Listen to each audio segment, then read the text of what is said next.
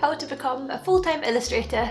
Keep watching to find out how to make the leap from part-time job to full-time creative, and I'll tell you the 6 steps that I took and my story of going from a nanny to a full-time creative. I'm new to YouTube, so please be nice to me, and there'll be a subscribe button somewhere. If you could press that, that'd be nice. But yeah, let's get on with the video.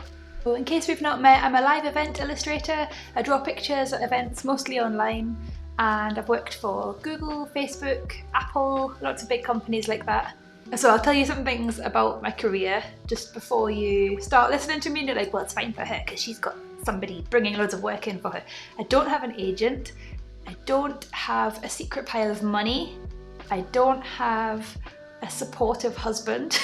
It's all me, like, acknowledging privilege. Obviously, I'm a white lady living in the UK. I've been to university, I had student finance for that, and have a family who wouldn't see me starve on the street.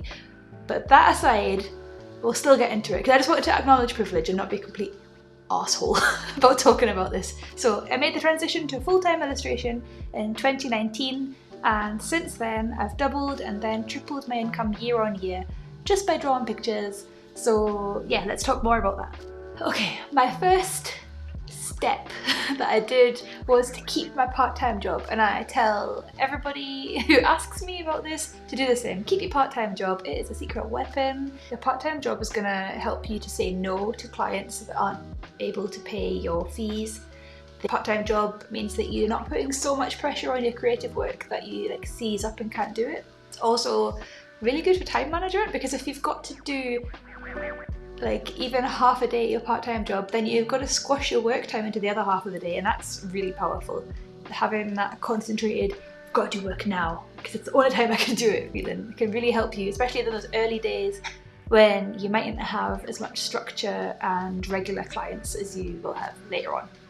2, you can just call yourself an illustrator now. I was on the Creative Boom podcast with Katiedraws a couple of months ago, and there was a nice comment. It was mansplaining. But anyway, I'm going to show you this comment because this is the sort of thing that really messes people's heads. You can just call yourself an illustrator, but here's what this man said. He said, "I get the positive sentiment, but illustrating is a professional field and something you have to work at and be consistent with. I wouldn't call myself a plumber because I fixed a leak in my house. Not trying to be a gatekeeper, but there is some grey area here." Thank you for your wise and intelligent words. So the first thing, like, if you're a plumber, there are technical things in plumbing that are dangerous. Like, you're gonna flood someone's house if you get something wrong. If you're an illustrator, it's your creative brain, it's your imagination. There are some technical stuff like dimensions and resolution and colours and stuff, but like, it's all learnable. I don't even know where to begin with that. Just, you're allowed to call yourself an illustrator. Ignore people on the internet who are gatekeeping, saying stuff like this. If you draw pictures, you're an illustrator. If you want to be an illustrator, you're an illustrator. Good. Thank you for coming to my TED Talk. Make work, share work, make some more work, share some more work. That is the key to helping people know that you are an illustrator, you're available for work. If you don't show people, they're not gonna know what you do. So that's my third tip, is to just keep making work and sharing work. Not necessarily on like social media, although that's fine, but it's really worth building up a website with a portfolio because that's yours, you own it. It's not at the whim of algorithms and all that rubbish. So yes, be very mindful of that, especially if you're starting out. Where are you in your illustration career? Let me know in the comments. I love hearing about other people's wiggly career paths. And yeah, don't feel bad about having a part-time job, or yeah, I had a part-time job for literal years. Okay, my 4th tip is to make it really, really easy for people to work with you. Make it obvious, make it a complete no-brainer. And that can look like putting on your social media, like available for commissions, open to commissions, my books are open, put it on your website as the first thing so people can be like, ah, this is how to work with this person. Yeah, just keep telling people you're available to work. My 5th tip is not to let fear of missing out, FOMO, put you off. You might feel like because you haven't been to art school, or you haven't studied business, or you haven't done the thing that you think you need to do, that's going to stop you from being able to run a successful illustration business. But it's just not true, okay? You can learn everything you need to learn right now on the internet. There are incredible online courses. At The Good Ship, we're about to make a business course, so you can sign up to the waiting list. I'll put a link below. But yeah, there's loads of incredible resources out there to help you build up your knowledge so that you can confidently and happily run an illustration business. And that ties nicely in with my 6th tip, which is surround yourself with other creative business owners. That is just magic.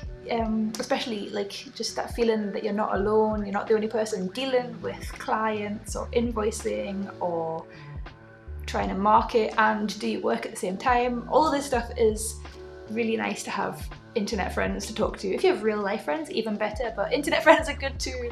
So I'll put some of my favourite communities down here. I can't think like off the top of my head. So yeah, I'll put them in the comments box, the description place, and you can see them all. In 2020, I co-founded The Good Ship Illustration with my good friends Helen Stevens and Tanya Willis, and we have so many free good things for you. So we've got a podcast, we have art club every Friday, we've got freebies if you're a picture book illustrator, if you're just wanting to get a regular sketchbook practice. I've put all the links to all those good things below so you can get stuck into those, and then you'll be the first to hear when our business course is released. And yeah, it's a lovely supportive creative community and would love to meet you there. I realised in giving you these steps it might be helpful for me to tell you a little bit about my story and yeah, just talk you through all of that. So I studied animation at college for 2 years. I did a foundation degree, which is like a pretend degree. And then I did illustration and graphic design at Sunderland University. And then I graduated and I was snapped up by a marketing agency to be an in-house graphic designer, which was supposed to be brilliant, but it was not good at all. But I learned a lot. I was sacked, which was fun at the time. And then I went back to my job selling bath bombs at Lush. So I was part-time in Lush and part-time illustrating, but it was like 3 days a week at Lush, 4 days a week illustrating, no such thing as free time, very tired. Didn't enjoy that. So then I was like, I broke up with my boyfriend at the time and I moved to Italy to be a nanny because I wanted sunshine and pizzas, and I had no money for travelling, but I wanted to go travelling, so that was my workaround. I stayed there for about almost a year, and then I moved to Germany to be a nanny, and that was full time. So I had my sketchbooks and I was drawing all the time, but I wasn't making any illustration money because it was all my energy was focused on babies, looking after other people's children, which I really enjoyed. But you know, if you want to be an illustrator, being a nanny, it's like just not like aligned. I don't know, anyway, it was fine. I did loads of like sketchbook work. Then I saved up my nanny money so that I could be a part-time nanny, and during this time I was doing online courses in illustration, learning as much as I could, and I started to get commissions again. And yeah, the part-time jobs that I kept alongside illustration, I used to clean a yoga studio, I was babysitting all the time, I worked in a curry van, like a food truck that used to go to food festivals all around Germany at the weekends. That was really well paid, I really enjoyed that. And it was curry, like free curry as much as you can eat. Excellent times. So yes, it was a few years of this, but I had the part-time illustration, the part-time job, and it was just really nice to keep me going. And then I went travelling and came back to the UK to study my Masters at Edinburgh College of Art. Disclaimer, I inherited money, which meant I could afford a master's degree, because I don't know if you've ever been a nanny, earning €10 an hour, you can't really save up £8,000 easily with that wage. Anyway, next stage, I did a master's, and then I was like, yes, I'm ready, I'm gonna be a proper illustrator now. But I still needed a part-time job after that, so I used to help people with their homework, study for their GCSEs. I taught little Chinese children how to speak English on the internet. I was a nanny, and then I was also a lecturer part-time.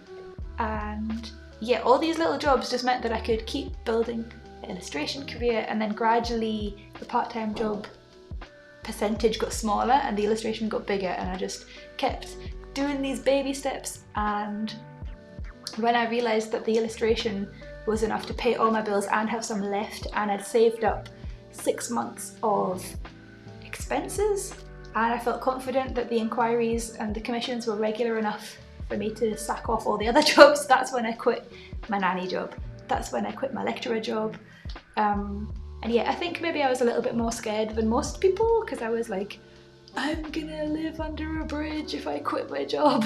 But it was really fine. But yeah, if you want to be sensible, I really recommend saving up 6 months of money, because a lot of the time people don't pay for a long time. Like there's sometimes 90-day payment plans, not payment plans, payment terms. And yeah, sometimes invoices have a mistake on them, so they take months. Honestly, it's ridiculous.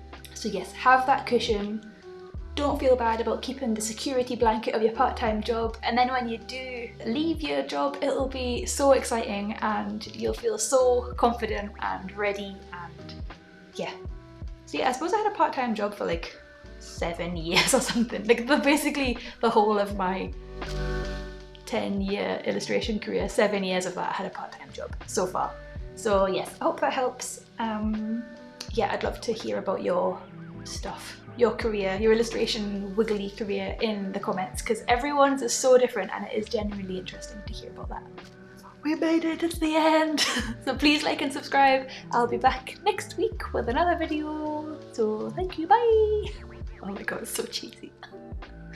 I can't cope with telling people to subscribe.